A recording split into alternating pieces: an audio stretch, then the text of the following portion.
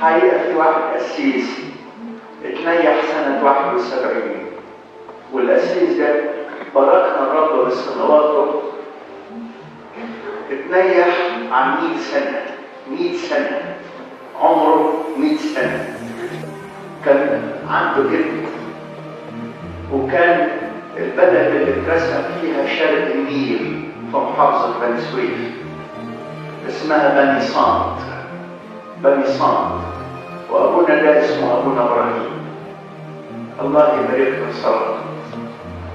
هذا الأب كان وهو في الضفة الثانية من بني سويف ينزل يفتقد الناس، وكان حافظ الإنجيل على ظهر قلب، وكان الكلام بتاعه في الوعظ كله أمثال بسيطة، يعني كان يكلم الناس بأمثال بسيطة، وكان دي سمة من سمات الكهنة القديسين في ذلك العصر.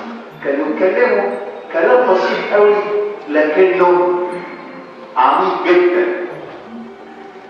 فهو فرحان بقى ونازل عشان خاطر يروح بلده، فرحان في الافتقاد وفرحان في التعب للناس.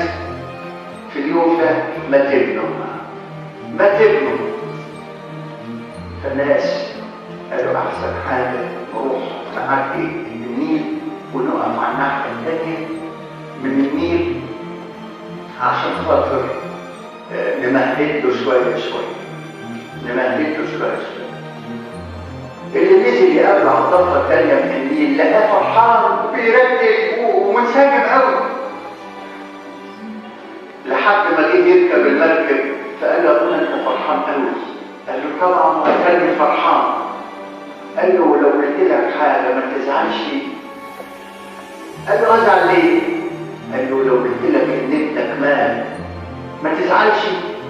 بطيبه قلب انفعل بسرعه وبكى وبص ربنا كده وقال له المثل البسيط ده بقى همك يا دادي وانت تخلع اوتادي.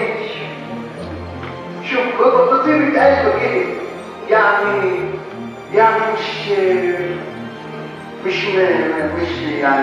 مش حزن او غم، بطيبه بقى همك يا دادي وانت تخلع اوتادي.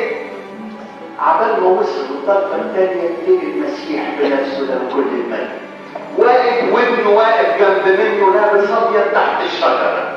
فبص له كده قال له ابنك في حته وحشه؟ قال له لا معاك احسن خلاص، معاك